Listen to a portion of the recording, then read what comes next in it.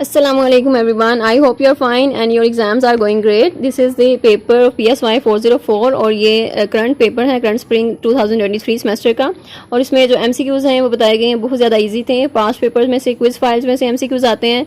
जैसे कि आपको पता है कि क्विज़ फाइल्स में से जो क्विज़ 1 एंड क्विज़ 2 होते हैं, तो मिड टर्म के जो मोस्टली जो MCQs होते हैं जो एग्जाम्स में आपको आते हैं वो आपके क्विज़ में से आते हैं।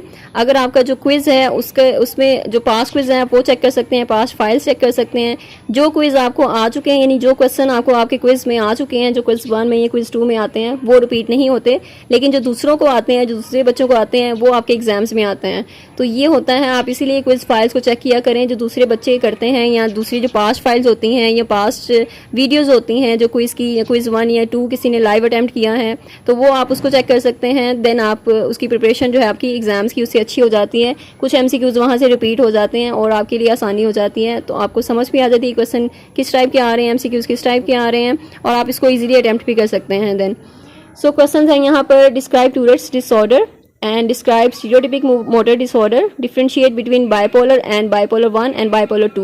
So describe the role of psychologist and psychiatrist. Write 3 Muslim philosophers name and write genetic factors of schizophrenia. These are most easy question, यानी बहुत ईजी क्वेश्चन है।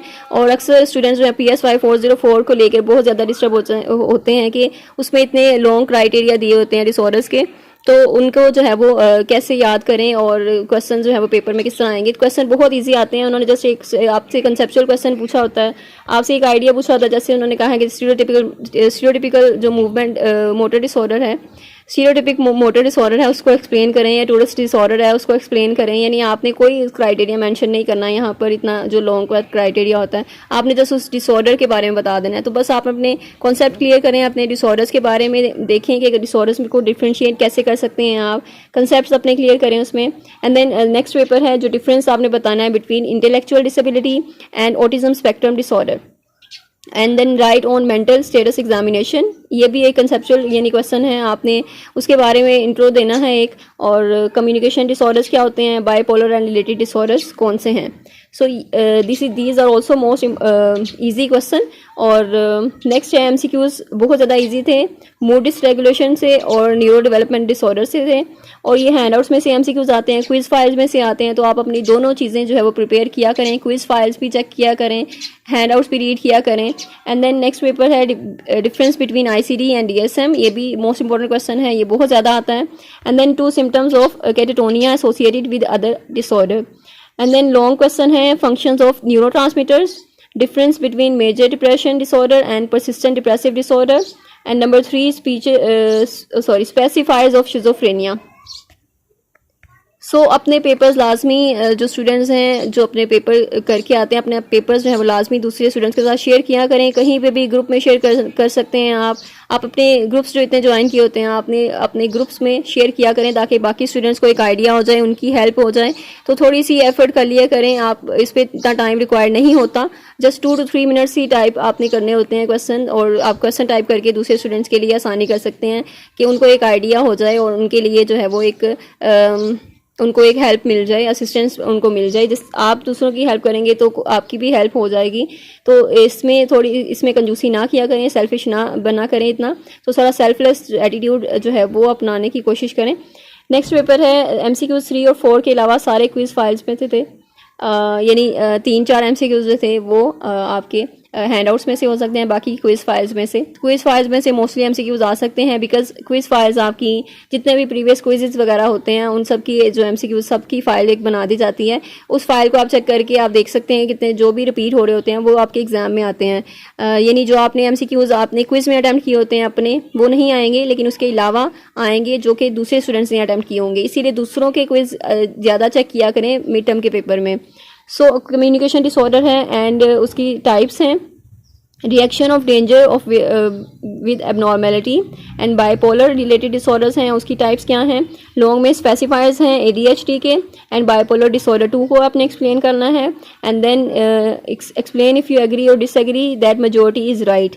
तो ये स्टैटिस्टिकल आई थिंक उसका कॉन्सेप्ट है एक।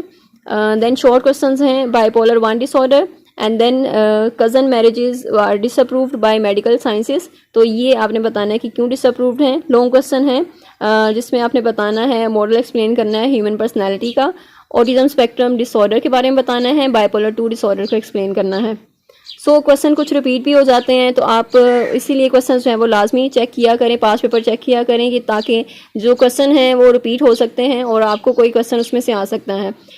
लॉन्ग क्वेश्चन है यहाँ पर, criteria of tick disorder and it types, biological and psychological causes of abnormal behaviour.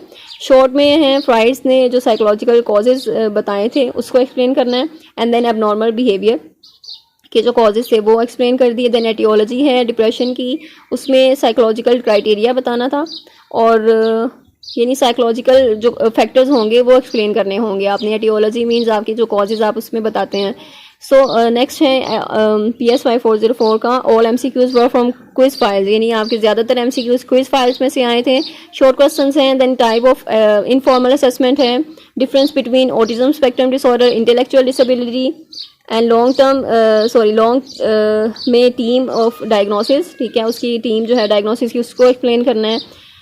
And then या फिर जो टर्म्स हैं, आई थिंक जो प्रोसेस है डायग्नोसिस का वो एक्सप्लेन करना है आपने। तो सिम्टम्स हैं शिज़ोफ्रेनिया फॉर्म के, पेपर जो है वो कंसेप्चुअल नहीं था, ठीक है, कभी क्वेश्चन नहीं भी होते कंसेप्चुअल, तो आपके हैंडआउट्स में से मोस्टली क्वेश्चन होते हैं, तो मोस्टली हैंडआउट्स को ही प्रिपेयर किया करें, उसको रीड किया करें। एंड नेक्स्ट है MCQs ईजी थे, फाइल्स में से थे कुछ, MCQs तो फाइल्स में से आ जाते हैं आपके ज़्यादा और हैंडआउट्स में से भी, तो दोनों चीज़ें कंसीडर किया करें। क्वेश्चंस हैं then single model not describe human personality, are you agree और डिसएग्री, और ये कंसेप्चुअल क्वेश्चन है। एंड देन साइकोलॉजिकल फैक्टर जो कि एटियोलॉजी है डिप्रेशन की, एंड शिज़ोअफेक्टिव डिसऑर्डर उसका क्राइटेरिया, एंड साइक्लोथेमिक डिसऑर्डर है उसका क्राइटेरिया। एंड देन नेक्स्ट है MCQs conceptual and remaining were from handouts. Short question में ड्रिफ्टिंग एंड एक्सोर्सिज्म का बताना है, एंग्जाइटी फीचर नेम बताना है। लॉन्ग क्वेश्चन में स्टीरियोटिपिक जो मूवमेंट डिसऑर्डर है उसका बताना है। बाइपोलर 1 बाइपोलर 2 डिफरेंस क्या है, difference between projective test and self test. यहाँ पे भी कुछ क्वेश्चन आप देख सकते हैं कि जितने भी पेपर शेयर हुए हैं यहाँ पे भी कुछ क्वेश्चन जो है वो रिपीट हो रहे हैं और क्वेश्चन बहुत ज़्यादा ईजी हैं। नेक्स्ट है enlist participants that are in treatment team. Treatment team के जो पार्टिसिपेंट्स हैं उनके बारे में बताना है। एंड देन 5 स्पेसिफायर्स बताने हैं शिज़ोफ्रेनिया के, क्लासिकल कंडीशनिंग को एक्सप्लेन करना है, या साइकोलॉजिकल फैक्टर ऑफ डिप्रेशन वो बताने हैं, ये तीसरी बार जो है ये क्वेश्चन आया है। And then biological factor of schizophrenia, ये भी रिपीट हो रहा है। And then define mild, moderate and severe in learning disabilities. Next paper, abnormal behavior in the light of biology and right or not on speech sound disorder, biological factors and psychological factors of abnormal behavior, symptoms of GAD।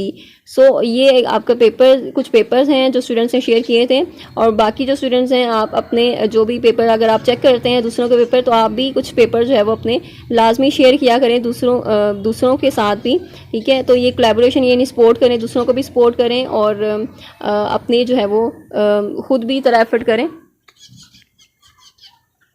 Next paper भी आपसे लाजमी share किए जाएंगे, जितने भी paper available होते हैं, जो करंट पेपर शेयर किए जाते हैं, स्टूडेंट शेयर करते हैं, तो वो चैनल पे आपसे शेयर कर दिए जाएंगे। And for this don't forget to subscribe and press the bell icon for new updates. Thank you so much, मिलते हैं नेक्स्ट वीडियो में। Till then take care, Allah हाफिज़।